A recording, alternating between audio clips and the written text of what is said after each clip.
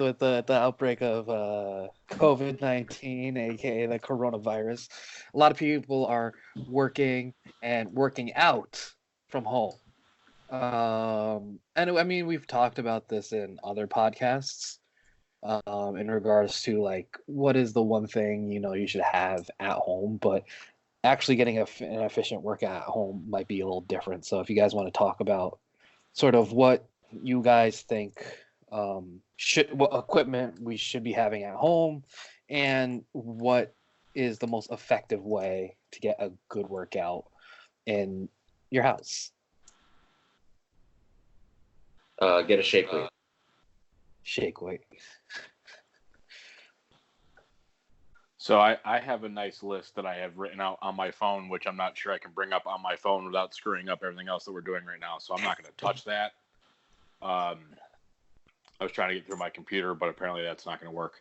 I was talking to a couple members about this. Obviously, once the gyms were closed, a lot of people rushed to buy equipment, and I know like Rogue had to take a day to like try to catch up, and a lot of the companies have been like, please bear with us while we're getting stuff out there.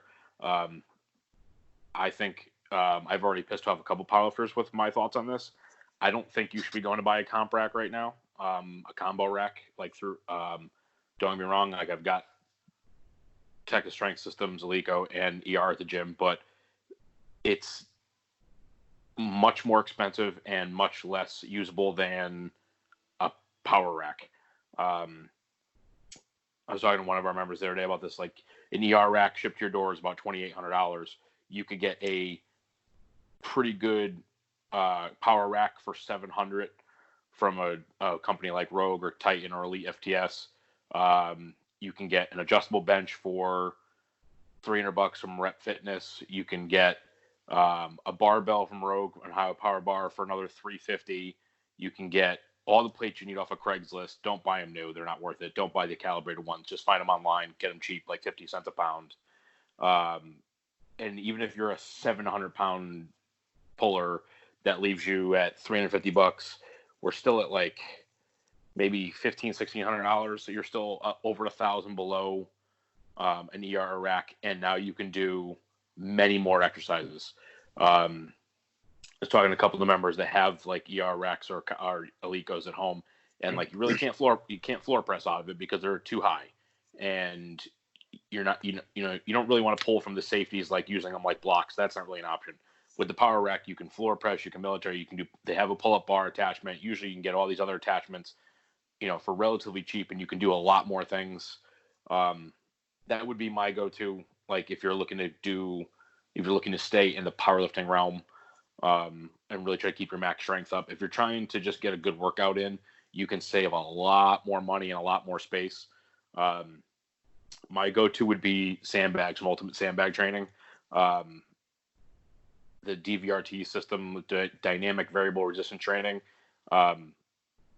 with one bag, if you have like 3 different fillers to it, you can make, several different weights to it, and you can do 1,000 exercises, and it takes up, 3 square feet. That's probably going to be the most functional stuff and the cheapest. You can get a bag for like $120 and then sand from Home Depot and fill it. That would be my first go-to. It depends on what you want to spend. Bands will give you a lot of stuff to do, and they're really cheap. Elite FTS, their long bands are great. The mini bands that Perform Better are really helpful. The Perform Better bands are like $2 a band. The Elite ones go from like $4 to $25, depending how thick you're getting. It depends. Like dumbbells, like if you get a good adjustable dumbbell set, you can go from 300 on, if you find them on Craigslist, to like maybe 1,000 brand new. If you're looking for like with the stand and everything and really heavy weight, again, those don't take up as much space. So that's helpful. But I think it just comes down to your priority of what you're looking to maximize at home, or if you're going to use the home gym as a secondary gym. Like someone that comes to our place, like I've got all the equipment obviously at the gym, and you kind of offset it at home with the stuff that you need if you can't come in. Or if you're going to make it your full-time gym, where obviously then you want to have more things.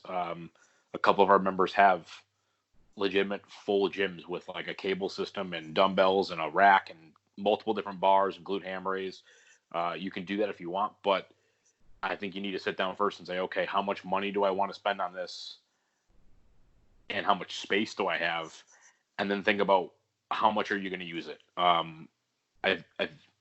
Brian's probably heard me say this. I don't decide probably not as much, but like I tell everyone when they look for the home gyms, like it sounds like this great idea at first and everyone loves the idea. And then it's really easy to just not use it. Yep. So don't go out and spend like $5,000 where 6 months from now, I'm just going to buy it from you online at half price because you're not using it. And you laugh, but I mean, like, that's like, you guys know, we've got about 25,000 pounds of plates in the gym. And except for the kilo plates, every single one was bought used online. Mm-hmm. So probably 17,000 pounds of plates that were bought used that people probably spent $2 a pound for. And I spent 50 cents a pound or less. I started all of our stuff. You know, we've upgraded everything since then, but we've started everything from Craigslist and Facebook Marketplace really cheap because people bought stuff and then don't use it. So, you know, like, that's what I'm saying. Like, you just think twice about what you're doing. I know most powerlifters, especially USA Pale crowd, want to go out and buy a combo rack right away. But a combo rack, like I said, is much more expensive and a lot more limiting on what you can do compared to a full power rack. I just talked a lot about that. No, it's interesting. Like the resale value, and like whenever this is all over, like is going to be insane. And like how many other local gyms are going to benefit from like resale because no one else is going to have like. It became the thing to do to go. Like everyone panicked, especially like specific powerlifting crowds, because like if you only train, you know, squat, bench, dead, what do you do outside of it? Right. What if you don't have those tools anymore? And it's, I mean, and then some people, if you are going to buy used, do your homework. There's been a few things that I've seen online that people are selling because they have it. You know, some stuff was like, oh, wow, I've been sitting on these dumbbells for 5 years. I've never used them. I can sell them, at least get some money back. And one of our members, Tim, just got a set of the power blocks from 5 to 125 or 150, I think, like a really nice set with the stand for probably half price, if not cheaper, which is a great deal. That's awesome that he was able to find that and get that. On the other hand, I've seen someone selling a combo rack for about 2.5 times the price of what it costs if you bought it brand new because they're gouging because they know people want stuff. And the problem is if you don't do your homework, like someone's going to go out and spend that money on that and realize how badly they got ripped off down the line when they go to sell it and can't get anything for it. So that's a tough one. Like I said, you know, it's going back and forth. I mean, I sold a lot of stuff from the gym recently that was all overload stuff that we didn't need. So it was things that like I wouldn't make deals on it because I didn't need to sell it right away, so I didn't need the money. But I'm also not overcharging. Like I said, all the plates I sold were 50 cents a pound. Most of the stuff we sold was at 50% off of what it would be new, if not more. So before you buy something online, like from Craigslist or Facebook Marketplace, at least look it up from a reputable company first and see what it costs. If you see that, like, you know, Rogue selling their power rack for $700 and someone's selling it for $1,200, just wait a week and buy it from Rogue. But yeah, like I said, prioritize. Like right now, obviously with the gym shut down, I lent out a lot of equipment. Syed's got some of my stuff. Brian's got some stuff. Brian's got a more fleshed out home gym. I brought one of my racks home. So I have one rack in my garage right now. I have a 1-car garage that's also used for a lot of storage. So it's tight.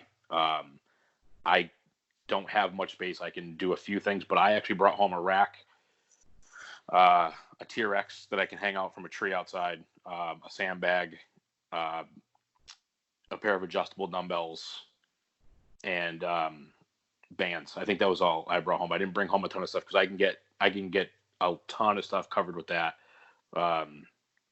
But most of my garage is now taken up with space. Again, if you have a bigger garage or a full basement, then maybe you do that. But I don't have that in my house, so I took what I could fit. But like I know like some people took a rack home and then I gave them military press and they can't do it because the ceilings are too low. Yep. Or they deadlift on the third floor and they go through the ceiling. So that's a tough one. Like you got to be careful about it. Like think about these things. Like Kim that I coach in Thailand, on like the 17th floor or something. Like she just got a rack, which is awesome. But like we're not going to deadlift. We're going to do a lot of RDLs while she's home, a lot of good mornings because she's worried about going through the floor, and I'm terrified of her texting me and be like, "Hey, I went through the floor." 17. But like, yeah, but like sandbag. Like I know it's not going to be a Maca deadlift, obviously with a sandbag, but we can get a good training effect with a lot of other options. Gary did double kettlebell, 35 pounds, like a sumo stance deadlift, with a band running from one foot through the kettlebells to the other foot, and he was surprised at how difficult that was. 70 pounds plus band tension. He was like, wow, I can't believe how hard that was with 70 pounds. This is the kind of time I would say, like, I kind of told all of our members, like, this is time to try something new. If you want to try yoga, Pilates, like do that. Or if you want to like work on things that hurt. So if you need to do some rehab, prehab type stuff, get in better shape. Almost everything I'm writing is supersets and circuits, very low rest, try to keep people moving as much since the weight's not going to be as heavy. And just like I said, have fun with it instead of worrying about where your max strength is going to be. Your max strength won't drop off as much as you think. It'll be there when we get back. So don't freak out about it. And like I said, don't drop $5,000 unless you really just have $5,000 that you want to burn. Like I said, I'm worried about for my members that, they're going to spend all this money on equipment and then come right back to the gym and it's going to collect dust like a lot of people's do. I don't know. Like I said, I've been talking to a lot of people about this because they, some people went out and bought stuff right away and some people waited and some people had some stuff already and they're just kind of filling it in. But, yeah, you don't need to go crazy. Tim posted a video of him doing dumbbell press and band press downs and some rows in his what looks to be probably 8x8 storage space in his apartment. It's a little like those little fenced in areas that they have like in apartment complexes, and he got a pretty good workout in a very small area, which is pretty cool. Like I was pumped to see that from him. Like that's like so cool that he could do that. Or like I said, you could take one sandbag and go outside and get a lot done. And I'm not trying to say don't spend money with these companies like Alico and ER and Texas Strength Systems, because when we get back from this, I'm probably buying stuff from Texas Strength Systems. And like I said, I have those other combo racks, but like it's different. I'm a gym with 100 people coming in. Like if you're training by yourself, you probably don't need that. But it's not my call for on what you want to spend either. Yeah, I think you can like break this into groups of how people are reacting and buying certain things and whatnot. But like, bottom line is that you probably can't train the way you were training before. So why not use the opportunity to do something else? Like you gave us a whole list of options of now was the perfect time to work on some nagging mobility issue that you've had an issue with for years, but you didn't do it because it wasn't priority. Like make all the shit that wasn't priority that's been you've been ignoring the priority now. I use the same thing. Like when someone gets injured, it sucks, but you try to spin it like, oh, well, now you have this opportunity to train the shit out of your biceps or something like that. Like get the biggest biceps in the world. Like there's nothing but time right now. You're not doing shit. So like pick one thing and work at it that you wouldn't normally do if it was just normal time. But get bigger biceps is the big. Now, for both you, how has this affected sort of programming and coaching? Because I know a lot of you have that in-face interaction with your athletes. Now that's sort of gone for a little bit. So how is that going to change sort of your approach to programming now that you're not seeing these people more often? Yeah, I mean, Brian and I have both been online coaching for a while, so we're not entirely not used to this. This is not crazy. But I was saying, like, of a gym when I say gym, I'm talking about all the people that, work out with us or program with us. There's probably a little over 100, and like 25 have pretty full home gyms. So like, not a whole lot changed. I just asked for everyone to give me an equipment list, and we kind of went through there. And some people, it's like, okay, we just, we got to take out safety squat bar. We're going to high bar front squat instead. But otherwise, it's pretty much the same as it was before, like that. People sending me videos like we've always done online. I've been doing a lot more texting because I'm not seeing people, so I'm texting a lot. But then the harder one is, like I said, for the people that don't have anything. Nick emailed me, was like, I have one red band from Elite FTS, go. And I was like, oh shit. So like, I wrote him a 4-day workout with body weight and one red band. And my goal was to try to smoke him, and get a good workout in that hits a whole lot of things while using very little equipment. So that's been, I think, the tougher thing, is getting into like sitting down and be like, okay, what does this person have? What do we have to change? What do we have to do differently because of the limitations of equipment? But then some of it is how thoughtful you can be with some of the equipment too. Mitch sent me a video the other day of him doing skull crushers with a kitchen chair. It was a little weird, but he laid down, grabbed the chair by the legs, and started doing skull crushers. I thought that was kind of a cool idea. Melissa, that Brian coaches, I was super pumped, where she put like I don't know if she did PVC or just a broomstick, and she put it through like 2 water jugs, and used it like a barbell. A gallon jug is going to weigh 8-9 pounds. That was a good idea to give you something similar but different. Just look around the house. What do you have? If you're doing super high rep stuff like a shoulder 50s type exercise, you can probably grab soup cans. They're probably going to be heavy enough. Or like my backyard's a good example. I've got a lot of big stones. Go out and find a stone that you can pick up and bring to your chest and use it like a kettlebell, like it's like for a goblet squat. But that's been the hard part for me, is like I said, trying to figure out, like, okay, who has what equipment are they using? What space do they have? Again, like if you're on the 3rd floor, giving someone jumping jacks might not make the people underneath them very happy. So it's trying to be a little bit more mindful of everything instead of just the workout itself, which has been difficult. I've been trying to keep track of everything with that, and it's just been difficult on, like I said, who gets what and where. And as we get into the second week of kind of doing that, and it's a little bit easier because now at least I know what the first week had in store for him. But yeah, it's been very different. I wouldn't want to be a full-time online coach. I like being in person. It's like, yeah, I guess like, it's fun. Fun's not the right word. It's different because you get to be like creative. And like the first week, I was kind of excited, like, oh, what can we do?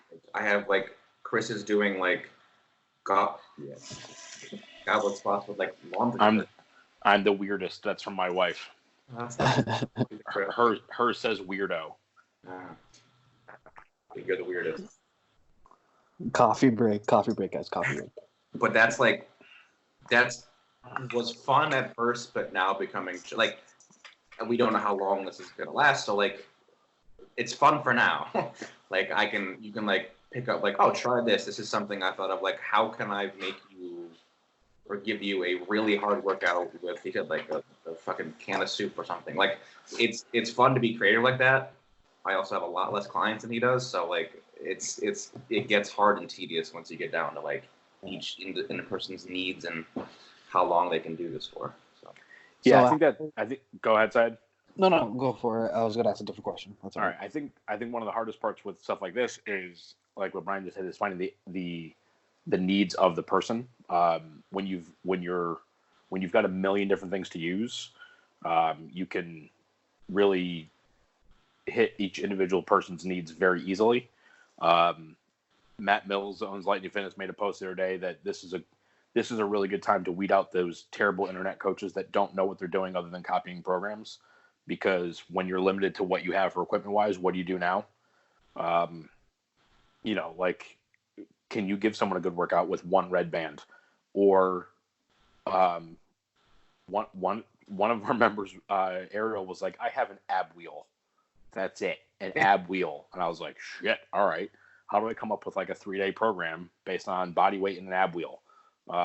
Your options become more limited. And people think body weight stuff's super easy. Well, some of it is, but there's always ways to make things harder. And I think that's part of what I'm seeing, like with the influx of like the Zoom classes or online, minimal equipment body weight programs, is they're all fairly similar. There's not a lot of differences, like do more reps. But you have to learn how to modify exercises to make them easier or harder. When you're doing weights, it's easy. Add more weight, use less weight. Super easy. When you're doing body weight, like, how do you make push-ups easier? How do you make push-ups harder if you're really good at them? How do you make them really hard if you can start knocking out push-ups like by the 100? Because we have several members that can knock out 50 and no problem. So how do you make push-ups difficult without just doing crazy amounts of volume? Or the same thing with lunges. How do you do it where, like, if you're not holding any weight, at what point is, doing sets of 40 on lunges just ridiculous? So I think that's, it's a really interesting way to see who knows what they're doing when it comes to exercise stuff. Instead of just, oh yeah, add 10 pounds to the bar. What was your question, Syed? No, nothing. It was gonna be how deep in your like mind palace, if you will, are you like pulling exercises out from? Like, are these exercises that like you're making up on the fly? Like, are you building these exercises based upon like physiological knowledge of how you want to hit certain muscle groups, or is there like one book that you read like 10 years ago that you're like, yep, this is the book I'm going to use right now? Well, I think some of them I'm trying to be creative. Like I said, like if you've got a red band and that's it, like how can we combine things to make it a little bit more difficult? But I don't think I know for a fact I'm not making anything up. That's not how my brain works. I can learn something and then apply it, but I'm not making up a new exercise. Like one of my favorites is like shoulder three ways, where you do like a lateral raise, pull it towards the front, then go up overhead and then reverse it slowly. One of the ones I did the other day was just had people do it with one hand. It makes it a little bit harder. They can't lean, so the core's got to work harder. I've never written it like that before, but it was just a super easy switch that got focused on the same thing we wanted to do, but we got a couple more things involved and made it more difficult with minimal weight. A couple of them, I'm doing more combo exercises, stuff like a lunge to curl the press, because normally I don't like that idea, because you're limited on what you can lunge because of what you can curl. Because hopefully you can lunge with more weight than you can curl.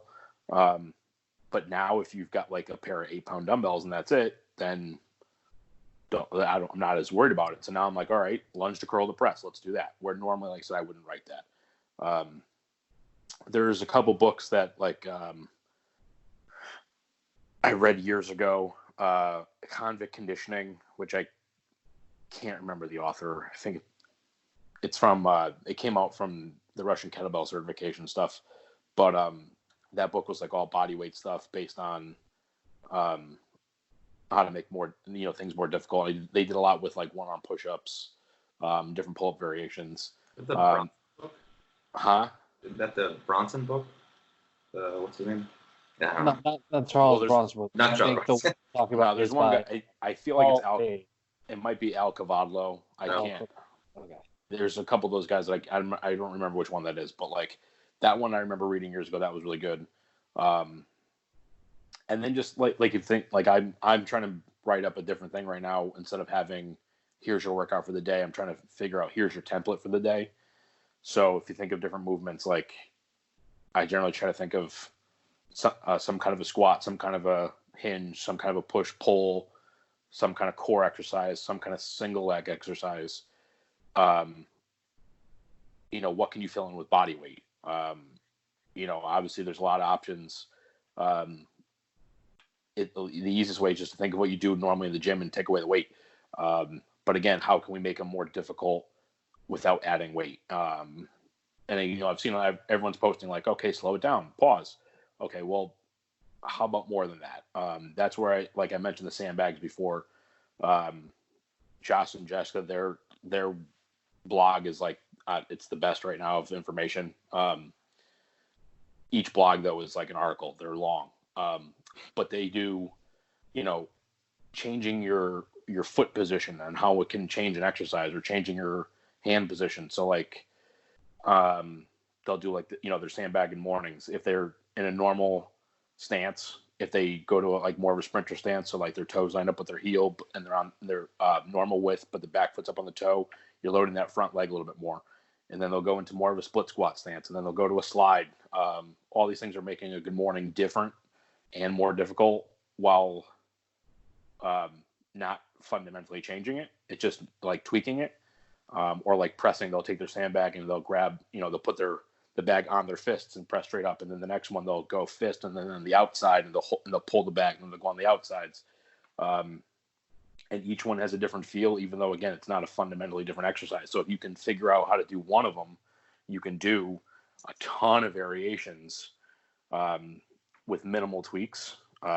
So like I said, I'm just stealing shit and trying to apply it appropriately.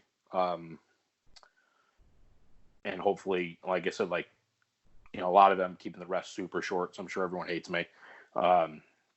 Trying to use it as more of a conditioning effect while we're at it. But no, I don't think there's anything.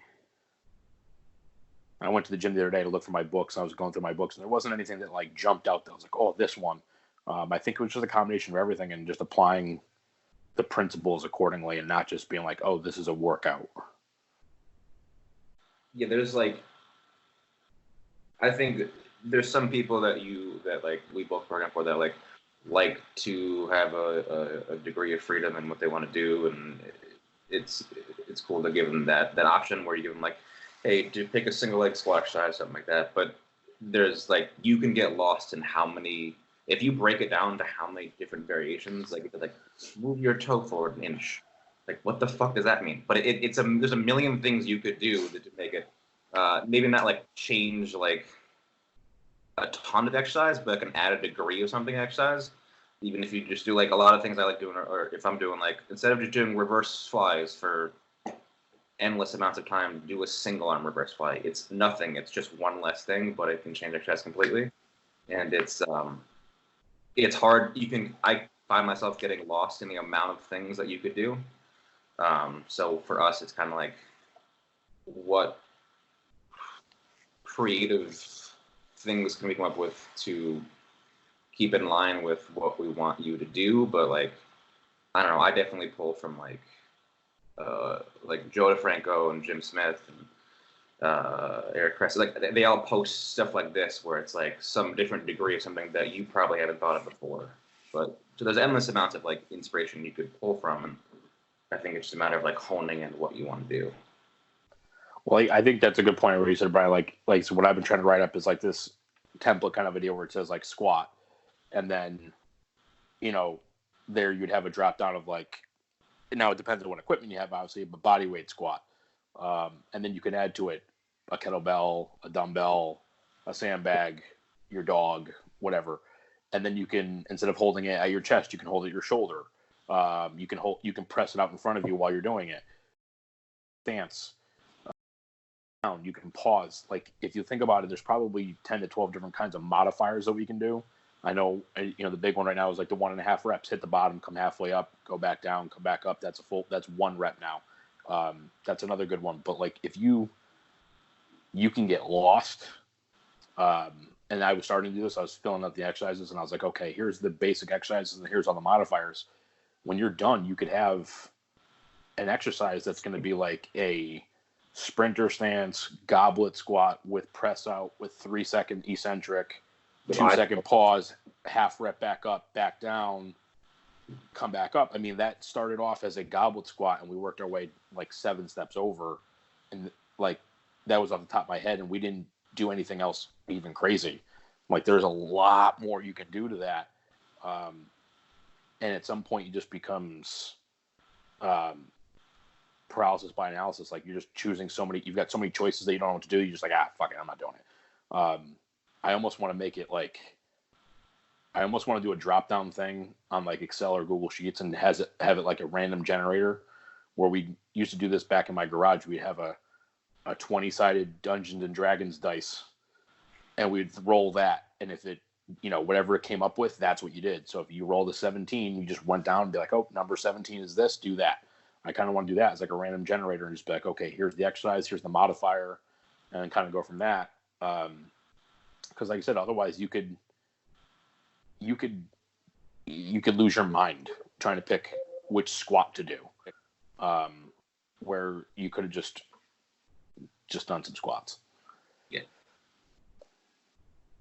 I guess especially now when we have so much time to think of stuff, I'll just spend like hours figuring out how to change a fucking curl. Like, it's insane. But like, well, that's the point. Is like, there's so much stuff you can do. I think people have their normal routines, and now that they can't do exactly the same thing, I think like, oh, there's nothing left. There's so much left.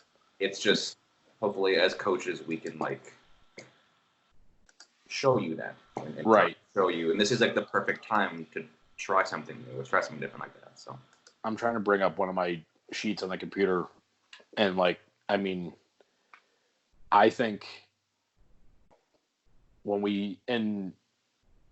if we think back to the gym, like, so, we were doing videos on a lot of our exercises and how to do them. And a lot of the stuff that you think about, it's pretty standard, I guess.